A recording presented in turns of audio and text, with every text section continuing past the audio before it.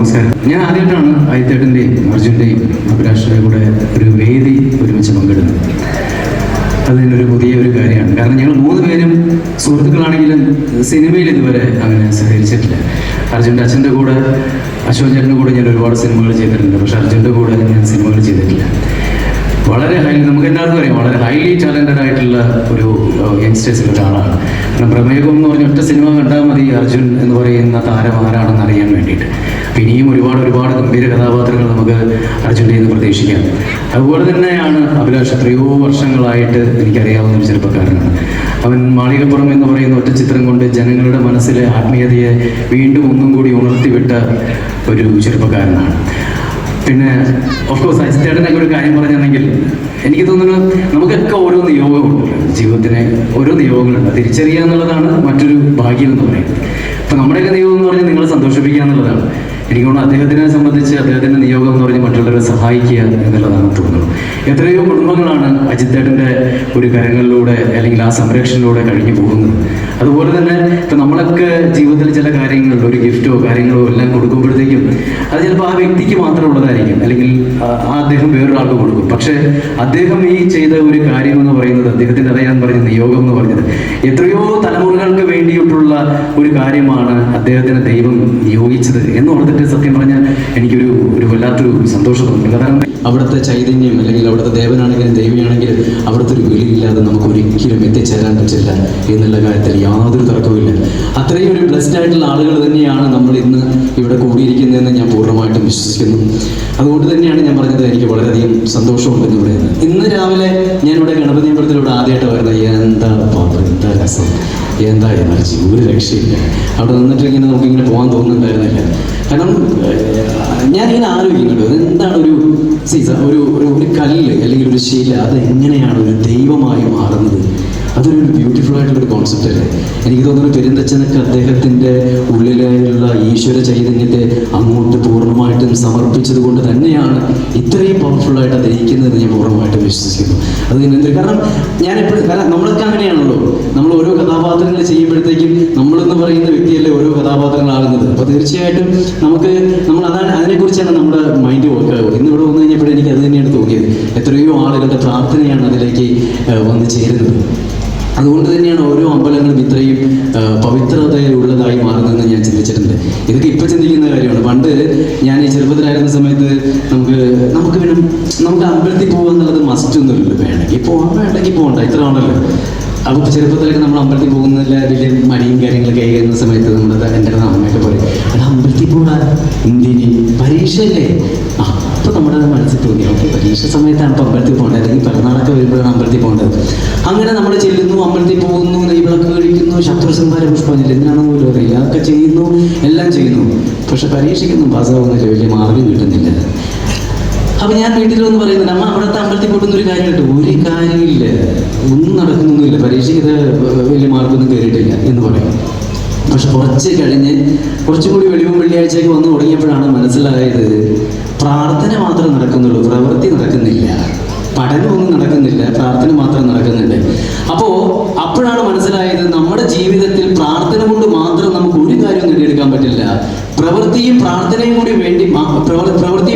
കൂടി ചേർന്നാൽ മാത്രമേ അതിന് റിസൾട്ട് ഉണ്ടാവൂ എന്നുള്ള കാര്യം എനിക്ക് അപ്പം മനസ്സിലായി. അത് ഡോക്ടറായി കഴിഞ്ഞപ്പോൾ മനസ്സിലായി. അതെങ്ങനെയെന്ന് അറിയോ?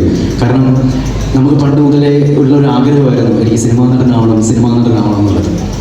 പക്ഷേ എന്താ പറയുക, എത്രയോ വർഷങ്ങൾ നടന്നു. പ്രാർത്ഥന മാത്രം അല്ല ഉണ്ടായിരുന്നത്, കൂടെ പ്രവൃത്തി ഉണ്ടായിരുന്നു. ഓരോ വാതിൽ ചെന്ന് തട്ടുകയും എല്ലാം ഉണ്ടായിരുന്നു. എനിക്ക് തോന്നുന്നു ദൈവത്തിനെ അങ്ങനെ ബുദ്ധിമുട്ടിച്ചതിൻ്റെ പേരിലായിരിക്കും ഒരുപക്ഷെ ഞാനൊരു സിനിമാ താരമായിട്ട് നിങ്ങളുടെ മുന്നിൽ നിൽക്കുന്നതെന്ന് തോന്നുന്നു. അപ്പോൾ ഇവിടേക്ക് ഇരിക്കുന്ന എല്ലാ ചെറുപ്പക്കാർക്കും ഓരോ ആഗ്രഹങ്ങളും ലക്ഷ്യങ്ങളും ഉണ്ടാവും. പ്രാർത്ഥന മാത്രമല്ല, അതിനുവേണ്ടി മാക്സിമം ഹാർഡ് വർക്ക് ചെയ്യുമ്പോൾ മാത്രമാണ് നമുക്ക് എല്ലാവർക്കും ലക്ഷ്യത്തിലെത്താൻ പറ്റുന്നത് എന്ന് ഞാൻ പൂർണ്ണമായിട്ടും വിശ്വസിക്കുന്നു. അങ്ങനെയുള്ള ഒരു ചൈതന്യമുള്ള സ്ഥലത്ത് തന്നെയാണ് നിങ്ങളുള്ളത്. അപ്പോൾ പ്രാർത്ഥനയും പ്രവൃത്തിയും ചേർത്ത് പിടിക്കുക, നിങ്ങളുടെ ലക്ഷ്യത്തിലേക്ക് നിങ്ങൾ സക്സസ്ഫുൾ ആവാനും സാധിക്കട്ടെ ഞാനും പ്രാർത്ഥിക്കുന്നു. അതുപോലെ തന്നെ എനിക്ക് ഒരു കാര്യം കൂടി പറയാനുള്ളത്, ഇതിന് കഴിഞ്ഞിട്ട് എന്തോ പ്രോഗ്രാമും കാര്യങ്ങളൊക്കെ ഉണ്ടെന്ന് തോന്നുന്നു അല്ലേ? അവാർഡ് പടം പോലെ അല്ലേ? മഴ ഇന്നലെയൊക്കെ ഭയങ്കര ഇതുണ്ടായിരുന്നു, മഴയും കാര്യങ്ങളൊക്കെ പെയ്ത് കഴിഞ്ഞപ്പോഴത്തേക്കാണ് ഇങ്ങനെ ആയിപ്പോയെന്ന് പറഞ്ഞു. എന്തായാലും ഞാനിവിടെ ഒരു പടത്തിന് ഷൂട്ടിങ്ങിന് വന്നാൽ എനിക്ക് തോന്നുന്നത് അയത്താട്ടെ ഒന്ന് തെറ്റിപ്പോയതാണെന്ന് തോന്നുന്നു. കത്തനാരെന്ന് പറഞ്ഞ പടത്തിൻ്റെ വർക്ക് എൻ്റെ കഴിഞ്ഞിരുന്നു. ഇനി കുറച്ച് ചെറിയൊരു പാച്ച് ആയിരുന്നു. ഇവിടെ ഇപ്പോൾ ഞാനും വിനായകനും കൂടി അഭിനയിക്കുന്ന ഒരു പടത്തിൻ്റെ ഷൂട്ടിങ് കൊല്ലത്ത് നടന്നുകൊണ്ടിരിക്കുന്നത്. അതിപ്പോൾ 2-3 ദിവസം കൂടി കഴിഞ്ഞാൽ കഴിയും. പിന്നെ ആടുത്രി എന്ന് പറഞ്ഞാൽ നിങ്ങളെല്ലാവരും പ്രതീക്ഷിച്ചിരുന്ന ഷാജി പാപ്പൻ വീണ്ടും നിങ്ങളുടെ മുന്നിലേക്ക് എത്തുന്നു എന്നുള്ളൊരു വലിയൊരു വാർത്തയും പറയുന്നത്. ഈ കയ്യടി എല്ലാ സിനിമയ്ക്കും ഉണ്ടാവട്ടെ. ദൈവം ഈ തിരക്കും എല്ലാ തിയേറ്ററിന് മുമ്പിൽ ഉണ്ടാവട്ടെ എന്ന് കൂടി ഞാൻ പ്രാർത്ഥിക്കുന്നു. അപ്പോൾ വേറെ കാര്യങ്ങളൊന്നുമില്ലല്ലോ? എന്തോ കേട്ടില്ല? നിങ്ങൾ എന്തത് എന്തെങ്കിലും ചോദിക്കാൻ കേട്ടോ? പൈസ ചോദിക്കാം. എന്തോ കേട്ടില്ല? ഷാജി പാപ്പനോ? ഷാജി പാപ്പൻ ആക്ച്വലി ഉണ്ടല്ലോ, ഷാജി പാപ്പൻ ഈ സമയത്ത് പറയാൻ പറ്റുന്നൊരു ഉഗ്രൻ ഡയലോഗ് ഉണ്ടല്ലോ. ഷാജി പാപ്പൻ്റെ ഒരു ഡയലോഗ് ഉണ്ടല്ലോ. വേറെ ഒന്നുമില്ല, ഞാനെന്നാ ഷൂട്ടിങ് നടക്കുകയാണ്, ഞാൻ പതുക്കെ വിട്ടോട്ടെ. എന്തോ നല്ല ഫോമിലാണ് ഇത്. ഫോട്ടോ ഒക്കെ എടുക്കല്ല, ഇവർക്കും കുറേ എറണാകുളം വരെ പോകേണ്ടതാണ്. എനിക്ക് പിന്നെ കൊല്ലം വരെ പോയാൽ മതി.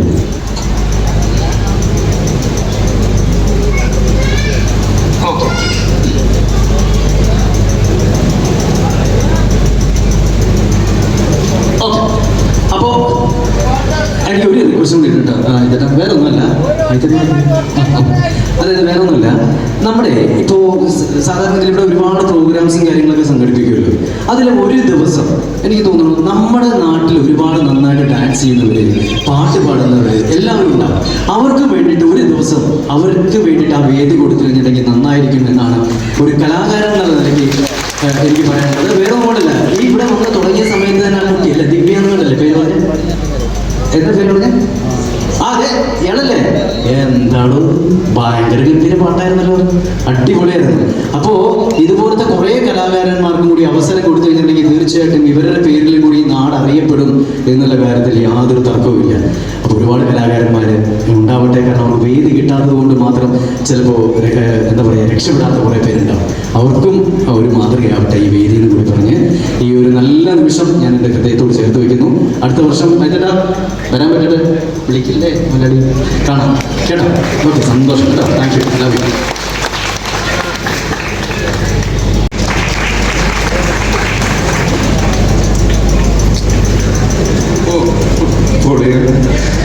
നമസ്കാരം. അച്ഛനൊക്കെ സുഖമായിട്ടിരിക്കുന്നു, വളരെയധികം സന്തോഷം. ഫസ്റ്റ് ഓഫ് ഓൾ എന്തായാലും ഇങ്ങനത്തെ ഒരു മഹത്തായ ഒരു പരിപാടിക്ക് എൻ്റെ ഗസ്റ്റായിട്ട് ഗസ്റ്റായിട്ട് വിളിച്ചത് വളരെ സന്തോഷമുണ്ട്. പിന്നെ താങ്ക് യു സോ മച്ച്. ജയേട്ടനെ പറ്റി പറയാനാണെങ്കിൽ ആദ്യമായിട്ടൊരു വേദി ഒരുമിച്ച് ഷെയർ ചെയ്യുന്നത്. അപ്പോൾ എൻ്റെ ജീവിതത്തിൽ ഒരു നല്ല നല്ല മൊമെന്റ്സിൽ എപ്പോഴും ജയേട്ടൻ്റെ ഒരു പ്രസൻസ് ഉണ്ടായിട്ടുണ്ട്. പറവ ചെയ്യുന്ന സമയത്ത് ജയേട്ടനെ മീറ്റ് ചെയ്തിട്ടുണ്ട്. അതിനുശേഷം പ്രമേയബന്ധൻ്റെ റിലീസിന് തൊട്ട് മുമ്പ് ജയേട്ടനെ മീറ്റ് ചെയ്യാൻ പറ്റിയിട്ടുണ്ട്. അതേപോലെ തന്നെ എൻ്റെ ജീവിതത്തിൽ ഒരു മേജർ ഒരു ഇഷ്യൂ ഉണ്ടായപ്പോൾ എന്നെ വിളിച്ച് സംസാരിച്ചതൊക്കെ ഒന്ന് സോർട്ട് ചെയ്ത് തന്ന ഒരു വ്യക്തിയാണ് ജയേട്ടൻ. അപ്പോൾ വളരെയധികം അതിനൊരു നന്ദി ഞാൻ ഈ വേദിയിൽ പറയാൻ ശ്രമിക്കുന്നു. കാരണം ഞാൻ ഇതിനായിട്ട് ഞാൻ അന്ന് പ്രമേയ സമയത്ത് പറഞ്ഞായിരുന്നു. പക്ഷെ ഇത് എൻ്റെ അടുത്തറിയുന്ന ആൾക്കാർക്ക് എല്ലാവർക്കും അറിയാം ഈ കാര്യങ്ങൾ എന്താണെന്ന്. അപ്പോൾ അതിലും എനിക്ക് ചേട്ടൻ്റെ കൂടെ ഒരു വേദി പങ്കിടാൻ പറ്റിയതിൽ വളരെയധികം സന്തോഷം. പിന്നെ അഭിലാഷ് പിള്ള എന്ന് പറയുമ്പോൾ എപ്പോഴും കൂടെ ഉണ്ടാകും. പഠിപ്പിച്ച് 3-4-5 മാസമായിട്ട് കൊടുത്തന്നെ 2 പടം ചെയ്തു, സ്മൃതി വളർന്നു. അപ്പം അങ്ങനെ പിന്നെ അതിത്തേട്ടൻ വിളിച്ചുകൊണ്ട് കഴിഞ്ഞ 2 വട്ടം എനിക്ക് മിസ് ചെയ്തു പോയി, വരാൻ പറ്റിയില്ല. അപ്പോൾ ഈ ഒരു വട്ടം ആക്ച്വലി എൻ്റെ കൊച്ചിൻ്റെ ഒരു അരങ്ങേറ്റം പോലത്തെ ഒരു പരിപാടി ഉണ്ടായിരുന്നു. അത് മാറിയത് കൊണ്ടാണ് എനിക്ക് വരാൻ പറ്റിയത്. വളരെയധികം സന്തോഷം. പിന്നെ എന്താണ് പരിപാടി എന്നൊന്നും എനിക്ക് അറിയാൻ പാടില്ലായിരുന്നു. അതിത്തേട്ടൻ വിളിച്ചു, ഞാൻ അഭിലാഷായിട്ട് കൂടി കയറി വന്നത്. ഇവിടെ എത്തിയപ്പോഴായിരുന്നു ചേട്ടനുണ്ടെന്ന് അറിയാം. ഇവിടെ എത്തിയപ്പോഴായിരുന്നു ഇങ്ങനത്തെ വലിയൊരു സംഭവം ചെയ്തു വെച്ചിട്ട് അതിൻ്റെ അനുവദിച്ചിട്ടുള്ള പരിപാടിയാണ്, ഉത്സവം അതൊക്കെ മനസ്സിലായത്. ഇത്രയും മഹത്തായ ഒരു അമ്പലത്തിൻ്റെ ഒരു വലിയ പരിപാടി ചെറിയ ഭാഗം പറ്റി വളരെ നന്ദി. അടുത്ത വർഷം കാണാം. Thank you.